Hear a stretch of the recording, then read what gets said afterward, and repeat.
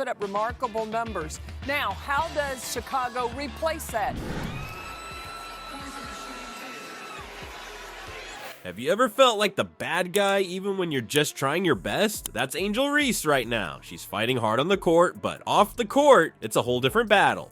Before we move on, I'd like to ask you a small favor. If you appreciate this content, please take a second to like this video and subscribe to the channel. Over 98% of you watch the videos without subscribing. It costs you nothing, but it makes a huge difference to us. So did you click the subscribe button? Great, thank you so much. Now back to the video, let's go back in time now. Reese and Clark were merely two excellent players on different paths prior to their contentious confrontations and internet sensations. What then made them the most talked about rivals in the basketball world? A perfect storm of ability, situation, and social media craziness holds the key to the solution. It all began with their on-court exploits. In their most recent meeting, Caitlin Clark scored a scorching 25 points, illuminating the scoreboard with an astounding 12.3 rebounds per game. Angel Reese leads the WNBA in rebounding while dominating the boards. Not only are these two excellent players, but they are also redefining what it means to be a female basketball star. This is when the intriguing part comes in. Their contrasting playing philosophies have generated a healthy rivalry. Reese is a great rebounder, and Clark is a prolific scorer. It's similar to witnessing a real-time conflict between two distinct strategies for the game. And when two titans meet, you know what happens? Booms and whistles. Do you recall that last game? The one in which Clark scored 25 points to Reese's 10. Caitlin Clark. I think she should be up for MVP. Rookie of the Year. Pass to Boston, who completed the play with a smooth layup for the final nail. Fans will talk about a contest like that, and they talked a lot. Memes, controversial opinions, and arguments over who is the better player went viral on social media. It feels like one gigantic sports bar argument has taken over the entire internet. The bizarre thing is that this competition extends beyond what transpires on the court. It's developed into a grand spectacle. Every exchange between these two is examined, broken down, and made into newsworthy content. That moment of hand-to-hand we discussed earlier. This is only the most recent installment of the ongoing story. Do you wish to know the current size of this? Look at this. More than 1.5 million people watched their most recent game on TV. That's a game changer for women's basketball. Not simply a lot of eyes. This competition is raising awareness of the sport to unprecedented levels, in addition to being entertaining. Consider it. When was the last time a women's basketball game generated this much excitement? In addition to competing against one another, Reese and Clark are elevating the sport as a whole. It seems as though they have turned up the volume on women's basketball to 11. And let's take a moment to discuss those social media responses. It seemed as though someone had let loose after their most recent altercation. Anything from memes to frame-by-frame analyses of every exchange, everything was available. Individuals who had never seen a WNBA game before found themselves suddenly well-versed in Reese's rebounding strategy and Clark's shooting form. The problem is that all of this attention has a cost. These two teenage athletes are under a lot of pressure. Every decision they make is closely watched both on and off the court. After a poor performance, a heated exchange, and all of a sudden they become the wrong kind of trend. Every time they go the court, they're both stepping on a razor's edge, so to speak. Angel Reese and Caitlin Clark have been in the news lately. What if I told you though that the media is only giving you half the story? This has a backstory that is altering our perception of women's basketball. The slack inside, and Kennedy Carter, she's back. I did. I want to first congratulate France. I mean, they put up a fight. I mean, the crowd in there was amazing. For a moment, let's speak about Angel Reese. Although you may believe you already know her story, there is more to it than that. The terms too hood and too ghetto have been bandied about by the media. Is that really true? It appears as though they are attempting to portray her as the WNBA's villain. The problem is that her fans have a very different perspective. She is not a villain in their eyes. She competes with enthusiasm and doesn't hesitate to express it.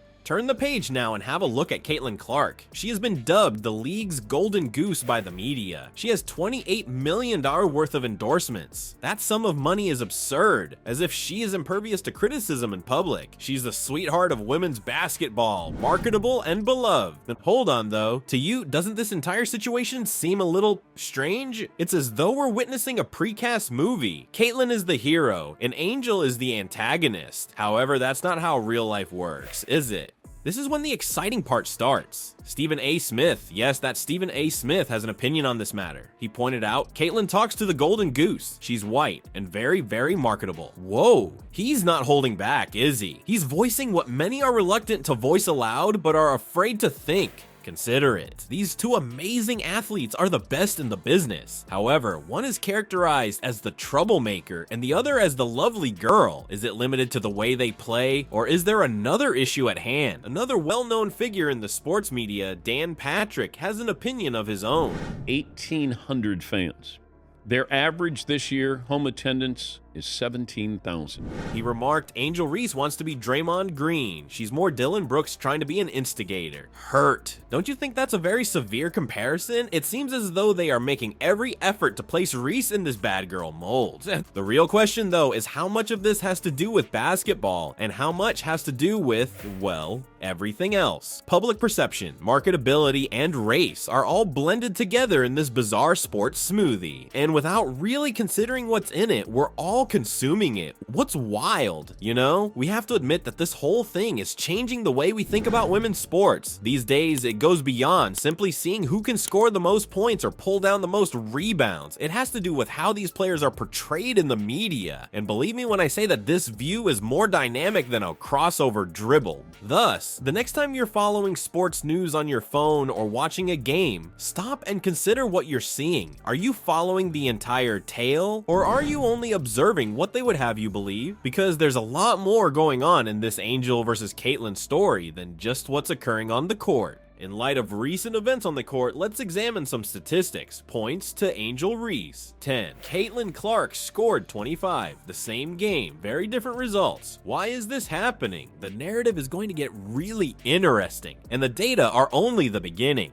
It's not just about who scores more points in this rivalry. You see, it has to do with the spotlight, the pressure, and yes, even the annoyance. For a moment, imagine yourself as Angel Reese. Even though you're giving it your all on the field, the scoreboard doesn't fully reflect your efforts. Although she did manage to snag 13 rebounds, those 10 points, we're not used to seeing the Angel like that. This is where things start to get juicy. The legendary basketball player Paul Pierce has some thoughts about this. He believes Caitlyn possessed Angel's mind. Is it really true? He remarked, Caitlyn got into Angel's head and she was frustrated with her performance. The leading scorer returns. Rondo to Pierce. Pierce for three. Bang! That right there is some serious psychological warfare. But hold on, it gets wilder still. Dan Patrick, the person who talks about sports, he released a bomb. He said, we notice Angel Reese when she plays against Caitlyn Clark. No other time. Hurt. That must hurt. Consider being a top player who only garners media attention while facing a particular opponent. What would you think about that? It's no longer simply about basketball. Every time you step onto the court, it's all about visibility, pressure, improving yourself. Angel is competing not just with Caitlyn, but also with media narratives, expectations, and perhaps even her own self-doubts. Consider it, the entire basketball world watches every time these two square off. Every action, shot, and rebound is scrutinized closely. That spotlight appears to beam even stronger for Angel. Every time she encounters Caitlyn, it's as like she's bearing the weight of her entire career. The problem is though that this rivalry and pressure are not entirely negative. It may perhaps be the hidden component propelling these two players to unprecedented heights. You are aware of the proverb, iron sharpens iron? Reese and Clark, on the other hand, are like two swords. They continually fight and challenge one another to improve. Angel undoubtedly had a difficult game. However, what's the deal? That will only make the Flames worse. She's undoubtedly honing her skills at the gym right now, determined to make a stronger return. How about Caitlyn? Nor is she resting on her laurels. She must remain vigilant since she knows Angel is pursuing her for her crown. This rivalry resembles an endless competition to outdo each other. Each time they both have a fantastic game, the bar is raised for the following encounter. They seem to be in a never-ending loop of pushing one another to improve and achieve new heights of greatness. Do you know who stands to gain the most from all of this? We, the supporters. Game after game, we get to witness two of the top players in women's basketball give it their all. Good relationship with a few of them, so just being able to talk to them too about it. So I'm excited for them to get back and hear a lot of things about it.